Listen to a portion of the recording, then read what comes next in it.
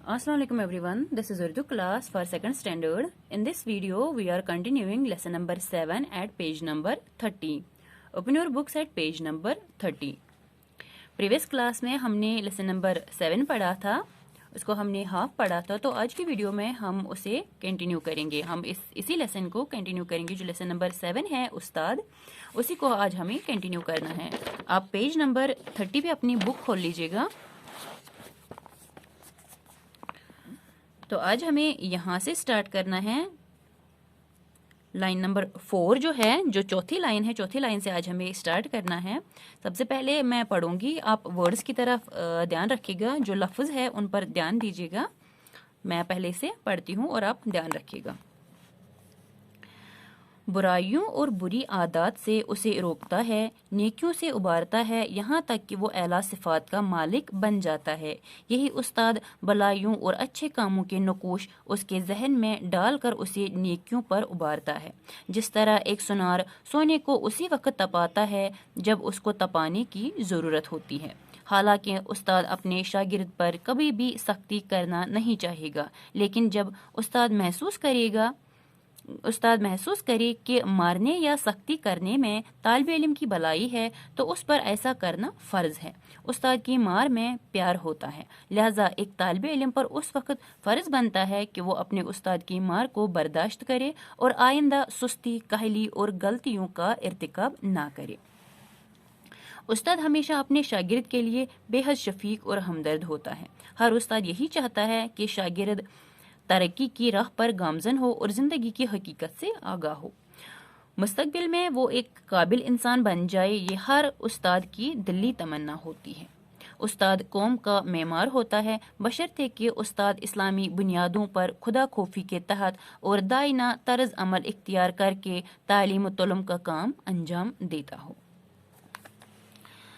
तो previous lesson में हमने पढ़ा था कि जो उस्ताद होता है उसका और शागिर्द के जो रिश्ता होता है वो मुकद्दस होता है, और जो उस्ताद है वो शागिर्द की अच्छी तरबियत करता है, उसे अच्छे बुरे की फ़र्क समझाता है. और उसके बाद हमने पढ़ा था कि जो उस्ताद होता है वो सुनार की तरह होता है. जैसे सुनार सोने को तपाकर उससे जेवर तैयार करता है, नगीनों को उसमें जोड़कर कीमती बना देता है, और इसी तरह एक जो उस्ताद होता है वो भी तालिब इल्म को एक उस सोने की तरह उसे तराशता खराशता है और उसे कीमती जेवर की तरह बना देता है. उसके अलावा जो कहते हैं कि ये जो बुराइयों और बुरे आदत से उसे रोकता है. जो उस्ताद होता है वो शागिर्द को बुरे कामों और बुरे आदत से उसे रोकता है, नेकियों पर उबारता है.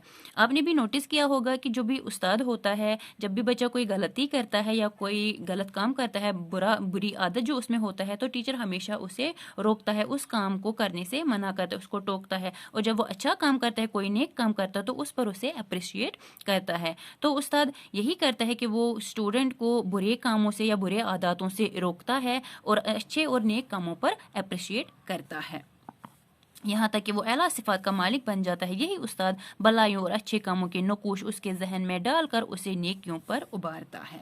जिस तरह एक सुनार सोने को उसी वक्त तपाता है जब उसको तपाने की ज़रूरत होती है. और ये जो उस्ताद है ये अच्छे और नेक कामों के छाप एक स्टूडेंट के जहन में इस तरह डाल देता है कि वो नेकियां करने पर उसको आमादा कर देता है, कि अच्छे काम करने पर वो आमादा हो जाता है. एक स्टूडेंट, जब स्टूडेंट के जहन में नेक और अच्छे कामों की जो छाप होती है वो एक उस्ताद उसके जहन में डाल देता है, और जो नेक काम होते हैं नेक काम करने पर उसे उबारता रहता है. बिल्कुल उसी तरह जिस तरह सुनार उसी वक्त सोने को तपाता है जब उसको तपाने की ज़रूरत होती है. हालांकि उस्ताद अपने शागिर्द पर कभी भी सख्ती करना नहीं चाहेगा, लेकिन जब उस्ताद महसूस करे कि मारने या सख्ती करने में तालिब इल्म की भलाई है तो उस पर ऐसा करना फ़र्ज है. ये बात सही है कि जो उस्ताद होता है वो कभी भी अपने स्टूडेंट पर सख्ती नहीं करना चाहेगा. वो कभी नहीं चाहता है कि वो अपने स्टूडेंट पर सख्ती करे, उनके साथ रूड बिहेव करे या उन्हें पनिश करे. लेकिन जब भी उस्ताद को ऐसा महसूस होता है कि मारने से या सख्ती करने से सख्ती करने में ही तालिब इल्म की भलाई है, तो तब उस पर ये करना फ़र्ज होता है. उसे शागिर्द पर सख्ती करना फ़र्ज होता है. उस्ताद की मार में प्यार होता है, इसमें कोई शक नहीं है. बेशक कि जो उस्ताद होता है उसकी मार में پیار ہوتا ہے. تو لہٰذا ایک طالب علم پر اس وقت فرض بنتا ہے کہ وہ اپنے استاد کی مار کو برداشت کرے اور آئندہ سستی، کاہلی اور غلطیوں کا ارتکاب نہ کرے. تو لہٰذا جو طالب علم ہوتا ہے، جو شاگرد ہوتا ہے، اسٹوڈنٹ ہوتا ہے، اس پر یہ بات فرض ہوتی ہے کہ وہ اپنے استاد کی جو مار ہوتی ہے، اس کی جو پنشمنٹ ہوتی ہے، اس کو برداشت کرے اور آئندہ سے سستی، کاہلی اور غلطیوں کا ارتکاب کرے. آئندہ سے وہ اپنی غلطیوں، ڈلنس یا لیزینس جو ہوتی ہے، ان چیزوں سے وہ پرہیز کرے. استاد ہمیشہ اپنے شاگرد کے لیے بے حد شفیق اور ہمدرد ہوتا ہے. ہر استاد یہی چاہتا ہے کہ شاگرد ترقی کی راہ پر گامزن ہو اور زندگی کی حقیقت سے آگاہ ہو. جو استاد ہوتا ہے وہ شاگرد کے لیے ہمیشہ ہمدرد ہوتا ہے. اسے ہمیشہ اپنے اسٹوڈنٹ کے ساتھ ہمدردی ہوتی ہے اور اس کے لیے وہ شفیق ہوتا ہے. اس کے دل میں اس کے لیے شفقت ہوتی ہے. اور یہ جو استاد ہوتا ہے وہ ہمیشہ یہی چاہتا ہے کہ اس کا جو شاگرد ہے وہ ترقی کی راہ پر گامزن ہو، وہ زندگی میں ترقی کرے، وہ بڑا ہو کے اس کا فیوچر برائٹ ہو جائے اور اس کی زندگی اچھی رہے، مستقبل میں وہ ایک قابل انسان بن جائے. یہ ہر استاد کی دلی تمنا ہوتی ہے. استاد کی جو دلی تمنا ہوتی ہے، اس کے دل میں جو خواہش ہوتی ہے وہ یہ ہوتی ہے کہ جو اس کا اسٹوڈنٹ ہے، جس کو وہ پڑھاتا ہے، وہ آگے چل کر ایک اچھا انسان بنے، ایک قابل انسان بنے، ایک ترقی یافتہ انسان بن جائے.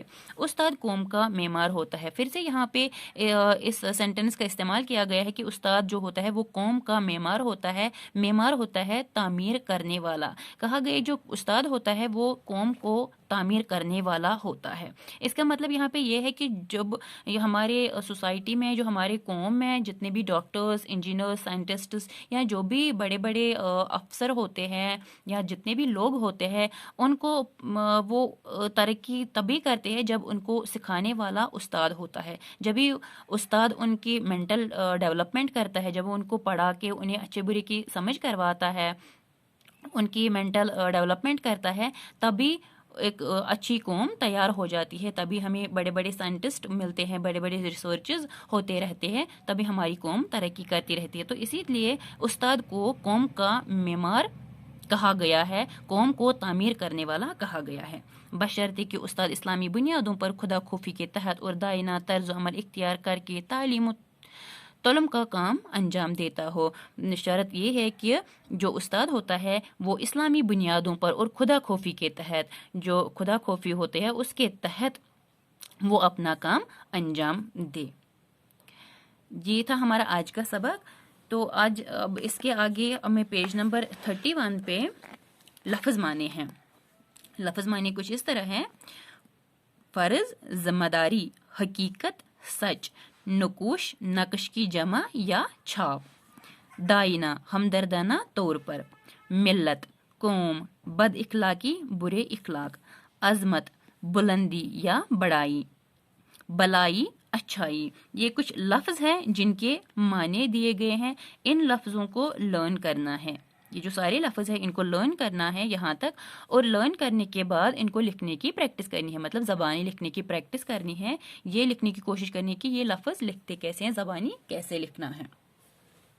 اور اس کے علاوہ آج جو ہم نے پڑھا ہے، جو بھی سبق آج ہم نے پڑھا ہے، اس کو ریڈ کرنا ہے. آپ کو جیسے میں نے کل بولا تھا، آپ کو یہ ریڈ کرنا آنا چاہیے، یہ پڑھنا آنا چاہیے. اس کو ریڈ کرنا ہے یہاں سے یہاں تک، اور پھر لفظ معنیوں کو لرن کرنا ہے. لرن کرنے کے بعد ان کو لکھنے کی پریکٹس بھی کرنی ہے. اور اس کے ساتھ ساتھ ایک پیج بھی لکھنا ہے. جو میں نے پہلے ہی کہا کہ پیج کاپی جو ہے اس کو بھی مینٹین کرنا ہے. ایک پیج بھی لکھنا ہے اردو کا پیج. وہ آپ یہاں سے شروع کریں گے، یہاں جہاں پہ آپ نے چھوڑا ہوگا وہاں سے ہی آپ شروع کریں گے.